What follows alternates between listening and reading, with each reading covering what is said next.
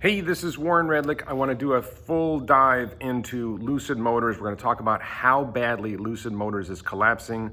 Are you ready? Let's go.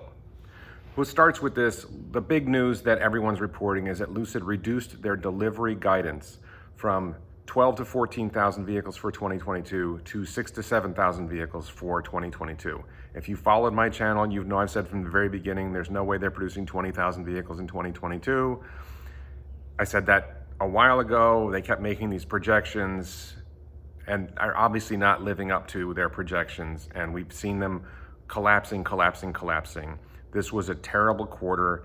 They delivered 679 cars for the first half of the year. They've delivered a total of about 1,040 cars.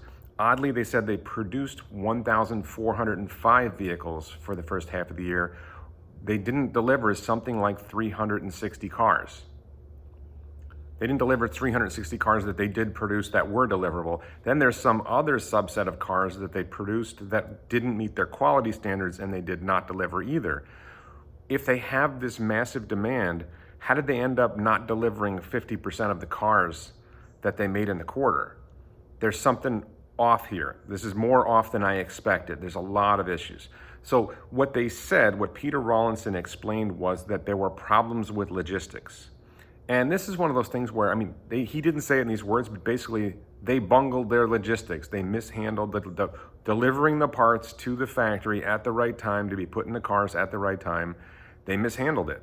And now they've hired like 4 new people to handle their operations and logistics. My question that wasn't asked, I was on a plane when they did the call, and of course they wouldn't have taken my question anyway, is did anyone get fired?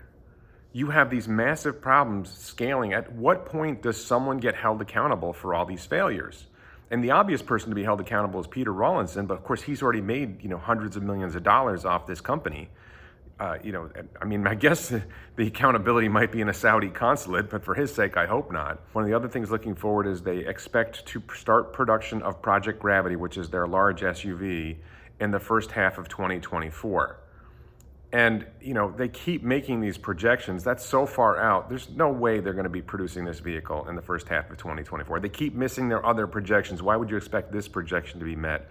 Why would you expect the 6,000 to 7,000 vehicles this year to be met when you keep making projections and not delivering on those projections? So why would anybody expect that? There was a moment, I'll kind of come to this again later probably, but there was a moment when an analyst asked a question, can you tell us what your weekly run rate is? And Rawlinson refused to answer the question, saying that might be misleading. Like, well, we know you delivered 679 cars. You produced 1,405. What was your best week? I don't think these are challenging questions to answer. And he refused to, he politely, if that's the right word, refused to answer that question.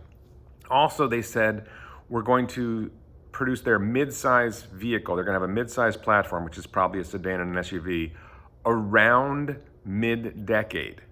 So mid-decade you would think would be 2025, but around mid-decade could also be 2026 or maybe 2027 and around mid-decade. So this vehicle might come in 2028. This is when you're going to achieve really large-scale production. That's not impressive. In the slide deck, they indicated that they had 37,000 reservations for a total potential revenue of $3.5 billion. That's only $94,000 a car. The 3 cars that they're selling now, the lowest priced car is $107,000. At some point, they're going to start producing and delivering the Air Pure, which is the lower end version of the Lucid Air, which is priced under $94,000. And this means that the overwhelming majority of their reservations are for their $80,000 or so car that they're not making yet, and they're not close to being ready to make yet.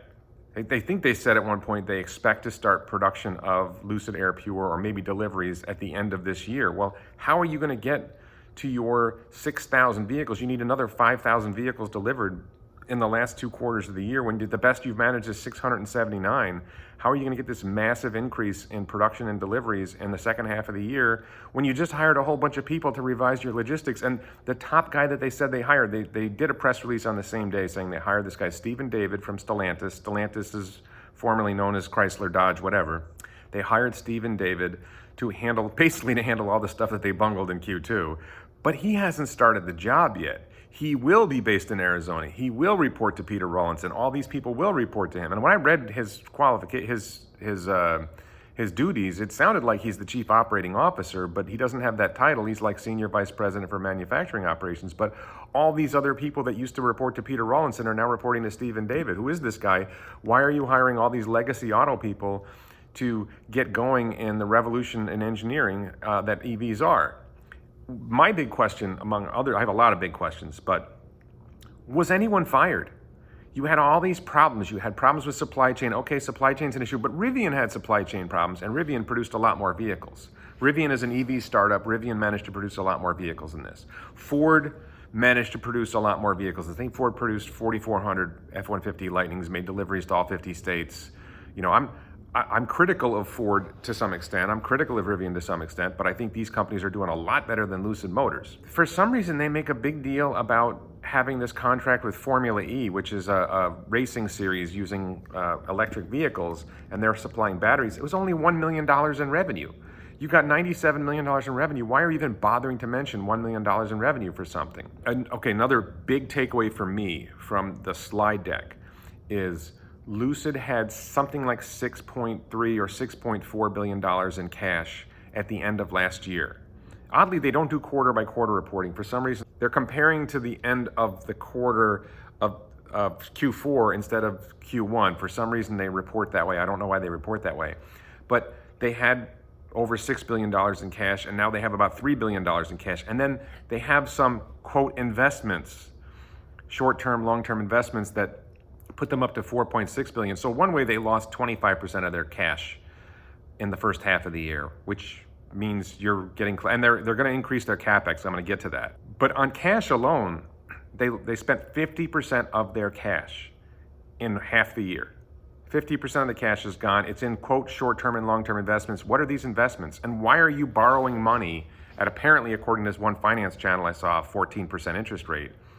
You're investing your cash pile in some investment that's probably returning 2 or 3% while you're paying 14% on your loans. This does not sound like good financial planning. They had no investments reported before, short-term investments reported before, and now they have like 1.1 million, or sorry, 1.1 billion or $1.2 billion in short-term investments and some other amount in long-term investments. And they're saying this is like cash, but in their own document, it's not in cash or cash equivalents, it's in investments. So what is that? How liquid is it? Did you buy call options on Tesla stock? That would be a good investment. Who knows what their investment is? They said they expect to achieve 500,000 production capacity shortly after mid-decade. Shortly after mid-decade. So again, is mid-decade 2026, 2027, and you'll achieve your 500,000 production capacity in 2028 or 2029? When is this shortly after mid-decade? This is crazy language. CapEx. So their total CapEx for the first half of the year, I think, works out to about $500 million. But their CFO, Sherry something or other, said that their CapEx for the year will be $2 billion. So that means they're going to triple CapEx in the second half of the year versus the first half of the year. So their cash burn is going to go up massively because there's the CapEx burn and then there's other burns. They're spending a ton of money. They're going to spend down their cash pile. They've said that their cash will serve them well into 2023. Does that mean February? Their language is so off. It's very clear they're going to be out of cash in 2023. We don't know when in 2023. They were asked, how are you going to handle that? They didn't give any solid answers. Oh, we have lots of ways of dealing with that.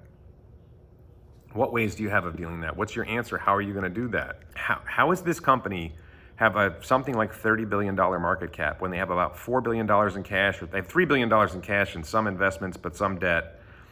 Growing debt, their debt is growing. They've announced how they've got secured this debt facility and they've got this, they're able to borrow here, they're able to borrow there, and they're massively underperforming what they said they were going to do. Not like small, we kind of missed a little bit, but massively underperforming. They just cut their projections of how many vehicles they're going to deliver this year by 50%, which they had already cut by nearly 50% from their previous estimate. So they are massively underperforming what they told investors they were going to do. They are running out of cash. They're hiring people to clean up the messes they've made. No one apparently is being held accountable for the problems. In the Q&A, there were these questions about the quality issues in production. The answer, there's a lot of vague answers. This is one of those things that I've said over and over about Lucid Motors. There's a lack of transparency. They give vague answers. They don't give specific answers. Like I said, Rawlinson refused to give the weekly run rate. My opinion, when Rawlinson was asked questions, when he's speaking off a script, he speaks smoothly, he's polished, he's got his British polish. But when he's asked questions and he's answering them, and some of the questions were tough questions because frankly they're in a difficult spot, he pauses, he sort of hems and haws, and I don't know if you could call it a stutter. I'm not sure what's going on there. And that to me is a tell. And maybe I'm reading it wrong, but to me that's a tell. When you're speaking without being questioned, you speak smoothly. When somebody asks you a tough question, you have to hem and haw and figure out, how am I going to get around this? How am I going to lie around this story? That's how I read Peter Rawlinson's behavior. And I'll just say this. I think their estimate for the rest of the year is total baloney. There's no way they're delivering 6,000 vehicles for the year. They would have to deliver 5,000 vehicles in the rest of the year when they've only managed to deliver 1,000 vehicles. They would have to quintuple their deliveries in Q3 and Q4 while they're bringing in people to revise their logistics and supply chain processes and their manufacturing operations. And the guy they brought in isn't even working yet, and we're already in the second month of the third quarter. That guy's not going to start his job till mid-August. He's going to have, how are you revising everything and fixing everything and getting all this stuff done? And there was a question, how did you come up with your 6,000 or 7,000 number? And it was like, well, we all sat down and said, what number are we sat down with our team and that's what we came up with. And you're not telling us your weekly run rate. What's going on? So a huge number of problems with Lucid Motors. I don't see any good news in this report. I don't understand why anybody would own this stock. It's apparently one of the most shorted stocks in the stock market. And when is there potentially going to be good news? Because Q3 is going to end at the end of September, and they're probably not going to report for Q3 until mid-November or early November, the way they go with their reporting.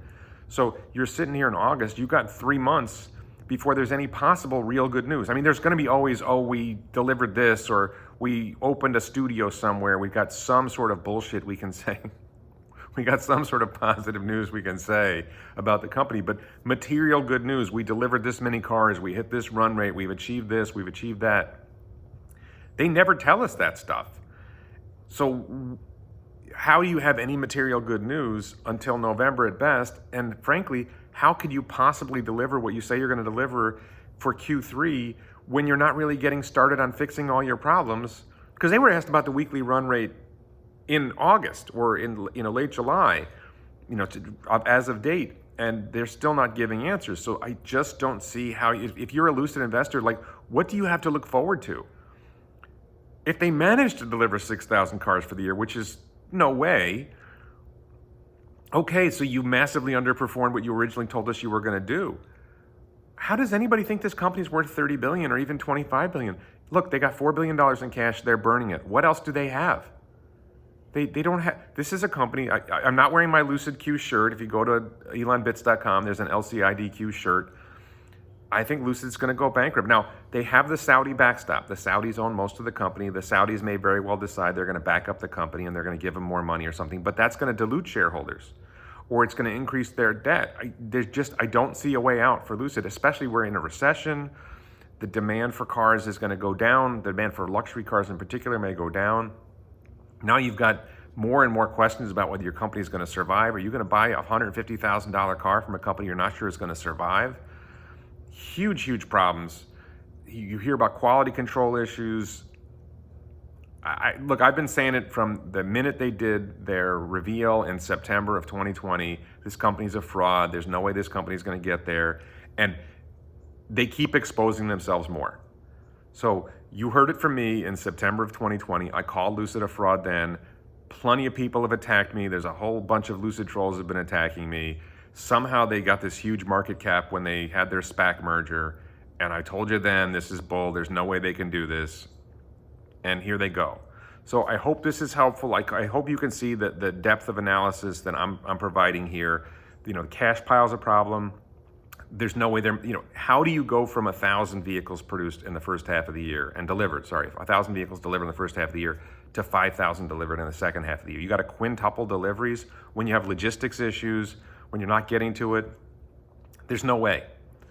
At some point, you would think the Securities and Exchange Commission would decide, you know what, we've got to hold these guys accountable. You would think somebody's going to hold these guys accountable. Maybe the Saudis will hold them accountable. I don't know. But this is a train wreck. This is a dumpster fire. And just to be clear, I have no investment position in Lucid Motors. I don't own any Lucid Motor stock. I don't have any short position in Lucid. I haven't paid any options. I've never done anything with Lucid in terms of, I looked once. I didn't like the numbers. I didn't buy a put or anything like that. I'm just fully invested in Tesla. Tesla and Air t-shirt at elonbits.com. Tesla's the next Tesla t-shirt. Please check out the t-shirts. Check out my other videos. Support this channel on Locals, Patreon, or as a YouTube channel member. Please subscribe, and thank you so much for watching.